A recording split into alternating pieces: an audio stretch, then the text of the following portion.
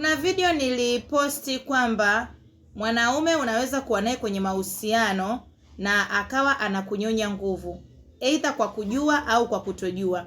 Yaani inatokea sana. Yaani unakuta uko na mwanaume kwenye mahusiano, lakini baada tu ya kuingia naye kwenye mahusiano huyu mtu unaona kabisa yeye ndo anapiga hatua, lakini wewe haupigi hatua. Yaani hakuna kitu kwenye maisha yako kinaendelea.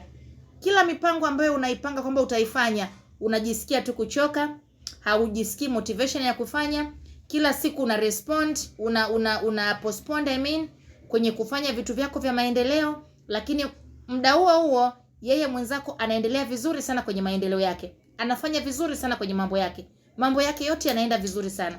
Lakini pia kuna ile niliwaambia wakati wa kusex, wakati wa kukutana na huyu mwanaume kimwili. Unapokutana na huyu mtu, mkitoka pale unakuta mwenzako yani yuko vizuri. Yaani unasikia yuko vizuri.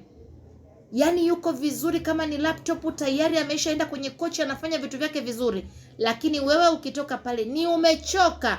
Utafikiri ulikuwa unapondwa na kinu kwenye mabega, kwenye mwili wako wote. Yaani ni umechoka, umechakaa. Dada, umechoka, umechakaa, na unaweza ukalala hapo kitandani for some time. Na sio kupenda kwako. Yaani umechoka.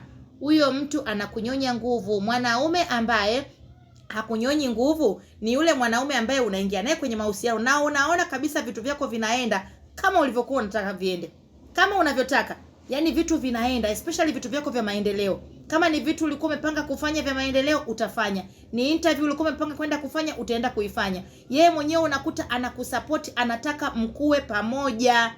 Anataka mkue pamoja. Yaani anakuwa ni partner ambaye hataki kuona yeye anakuwa wewe unabaki nyuma. Anapambana kuhakikisha kwamba na wewe unakuwa, na hata kama anakuta labda ufanye chochote kile wala hauna idea chochote kile, anapambana kukwambia baby, you have to do something. You have to do something for your own self. Huyo mwanaume anakupenda. Huyo mwanaume hataki kukunyonya. Lakini wale wanaume ambao sengea anakuta tu kwenye kazi yako, alafu anakuachisha na kazi yako, anakuambia sitaki ufanye kazi. Huyo mwanaume anataka kukunyonya nguvu. Yuko hapo kwa ajili ya kukudrain. Yuko hapo kwa ajili ya kukumaliza. Sasa iko hivi, wadada wengi sana wananiambia dada Neema, sasa tunafanyaje? Kama unahitaji cha kufanya ili ukikutana na mwanaume yeyote yule asiweze kunyonya nguvu zako, njoo inbox nikusaidie. Kama unataka msaada ili mwanaume yote unayekutana naye kwa namna yoyote asifanikiwe kunyonya nguvu zako na kwenda kuzitumia na kukuacha wewe hapo ukiwa kopo, tafadhali njoo inbox nikusaidie baby girl. Karibu.